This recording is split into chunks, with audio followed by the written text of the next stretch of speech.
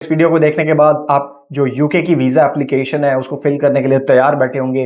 आप अपनी flight booking attach नहीं कर सकते क्योंकि यूके वीजा की रिक्वायरमेंट में ऐसा बिल्कुल भी मेंशन नहीं है। और अगर आप फ्लाइट बुकिंग लगाते हैं तो वो इसका एक नेगेटिव इंपैक्ट पड़ता है काउंसलर के ऊपर, जिसने आपको वीजा इशू करना है। वो ये देखता है कि हमने अभी तक वीजा इशू नहीं किया और जनाब अपनी फ्लाइट बुकिंग भी करवा चुके हैं। अगर आपका ट्रिप है 10 दिन का, इसका मतलब है कि एस्टिमेटेड आपके साथ इंफॉर्मेशन शेयर करता हूँ, एस्टिमेटेड आपको 100 पाउंड मिनिमम चाहिए एक दिन के लिए। मैं ओपनली आपको बता रहा हूँ कि जितने भी क्वेश्चंस आप मुझसे करना चाहते हैं आप कमेंट में कर सकते हैं और मैं मेक श्योर करूंगा कि हर कमेंट को आपको रिप्लाई बैक करूं।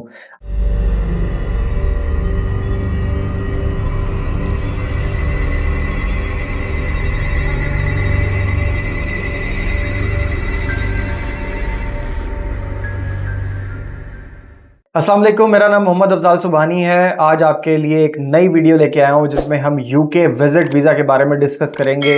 जैसा कि आपको लास्ट वीडियो में बताया था कि हमारे पास जो इंक्वायरीज आती हैं उन इंक्वायरीज की बेस पे सारा डाटा कंपाइल किया जाता है और समझने की कोशिश की जाती है कि हमारी पाकिस्तानी अवाम, खसूसी पाकिस्तानी अवाम क्या जानना चाहती है, कौन से वीज़ा की मालूमात है जिसके बारे में वो ज़्यादा इंटरेस्टेड हैं। तो आज की वीडियो है यूके विजिटर वीज़ा के हवाले से।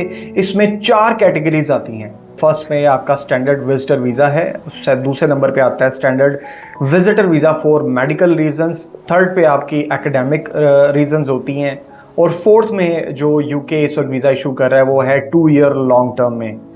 आज जिस वीज़ा के बारे में हम बात करेंगे वो यूके स्टैंडर्ड वीज़ा है, जिसके बारे में इन्फॉर्मेशन आपके साथ ये शेयर करता हूँ कि इसकी जो वीज़ा फ़ीस है वो 115 पाउंड है। और ये वीज़ा जो है ये आपको जब इशू किया जाता है तो इसकी जो ड्यूरेशन होती है वो 1 से 2 साल होती है। लेकिन US B1 B2 वीज़ा के मुताबिक जिस तरह उस वीज़ा में भी आप 6 महीने से ज़्यादा वहाँ पे आपका स्टे नहीं हो सकता, इसी तरह यूके स्टैंडर्ड वीज़ा पे भी आप 6 महीने से ज़्यादा स्टे नहीं कर सकते। इस वीज़ा को हासिल करने के लिए जब आप अपनी एप्लीकेशन सबमिट करते हैं तो कुछ चीज़ें ऐसी हैं जिसका आपको खास ख्याल रखना होता है। जो वीज़ा काउंसलर है यूके का वो कुछ चीज़ों को अंडरस्टैंड करना चाहता है आपके केस से रिलेटेड। सबसे पहले वो ये पता करना चाहेगा कि आपका स्टे का ड्यूरेशन क्या है, आप वीक्स के लिए जा रहे हैं, डेज के लिए जा रहे हैं या मंथ्स के लिए जा रहे हैं। फिर वो आपकी फाइल से ये चीज़ अंडरस्टैंड करने की कोशिश करेगा कि आपका स्टे कहाँ पे है। अगर आप किसी रिलेटिव के पास स्टे कर रहे हैं तो रिलेटिव का जो स्टेटस है वहाँ पे, अगर वो ब्रिटिश सिटीज़न हैं और वो जो जिस घर में रह रहे हैं वो लीज पे है या वो खुद ऑन करते हैं तो वो डॉक्यूमेंट भी साथ लगाने पड़ेंगे। और अगर आप वहाँ पे किसी होटल में स्टे करते हैं तो आपको होटल बुकिंग भी साथ लगानी पड़ेगी।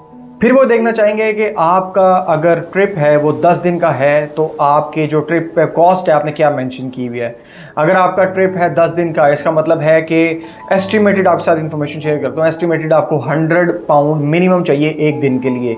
लेकिन आपने जो कॉस्ट बतानी है अपनी यूके वीज़ा एप्लीकेशन के अंदर वो आपकी पर डे की कॉस्ट अगर 100 पाउंड है, आप इसको 2 टाइम्स कर लें, 200 पाउंड आपको ईच डे चाहिए। तो अगर आपका 10 दिन का स्टे है तो आप वहाँ पे कॉस्ट लगाएंगे 2000 पाउंड। ये आपको वहाँ पे सेक्शन होता है, आप जब अपनी एप्लीकेशन फिल कर रहे होते हैं तो आपने उस सेक्शन में ये इन्फॉर्मेशन लाजमी ऐड करनी है। एक ऐसी इन्फॉर्मेशन भी शेयर कर देता हूँ आपके साथ जो बहुत से एजेंट्स आपको नहीं बताते। अगर आप सैलरीड पर्सन है और आपकी सैलरी है पाकिस्तानी 5 लाख रुपया माहाना, तो आपको क्या करना होता है कि आपको मेक श्योर करना है कि अगर आपका ट्रिप 5 दिन का है तो आपकी जो सैलरी है उसमें हाफ जो कॉस्ट है वो आपकी सैलरी कवर कर सके। ये चीज़ बहुत ज़रूरी है और बहुत से लोग आपको ये चीज़ कभी भी नहीं बताएंगे।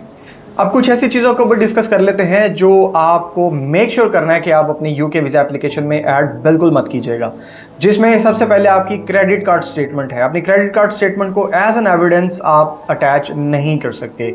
अपनी फ्लाइट बुकिंग अटैच नहीं कर सकते क्योंकि यूके वीज़ा की रिक्वायरमेंट में ऐसा बिल्कुल भी मेंशन नहीं है। और अगर आप फ्लाइट बुकिंग लगाते हैं तो वो इसका एक नेगेटिव इंपैक्ट पड़ता है काउंसलर के ऊपर, जिसने आपको वीज़ा इशू करना है। वो ये देखता है कि हमने अभी तक वीज़ा इशू नहीं किया और जनाब अपनी फ़्लाइट बुकिंग भी करवा चुके हैं।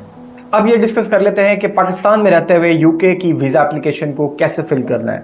आपको बता दूं कि यूके वीज़ा एप्लीकेशन फिल होती है यूके गवर्नमेंट की जो ऑफिशियल वेबसाइट है, लिंक डिस्क्रिप्शन में भी है, आप वहां पे जाके भी अप्लाई कर सकते हैं।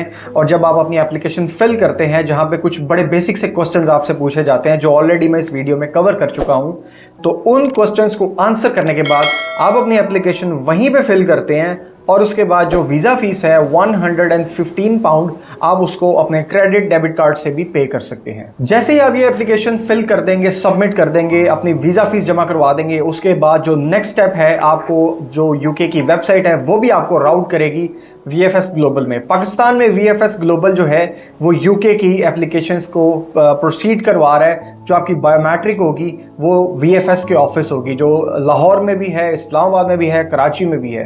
तो आप इन ऑफिस में से किसी भी ऑफिस को जो आपके करीब पड़ता है वहां पे विजिट करेंगे, लेकिन उसकी जो बुकिंग है वो ऑनलाइन होगी। उसका लिंक भी मैं डिस्क्रिप्शन में ऐड कर चुका हूं। आपने उस लिंक पे क्लिक करना है, आपने एप्लीकेशन सबमिट कर दी है यूके की गवर्नमेंट वेबसाइट पे, और अब आप VFS ग्लोबल से आप अपॉइंटमेंट ले रहे हैं। आपको बता दूं कि VFS की जो अपॉइंटमेंट है वो पेड है, तो आपको पैसे यहाँ पे भी VFS में भी देने होंगे।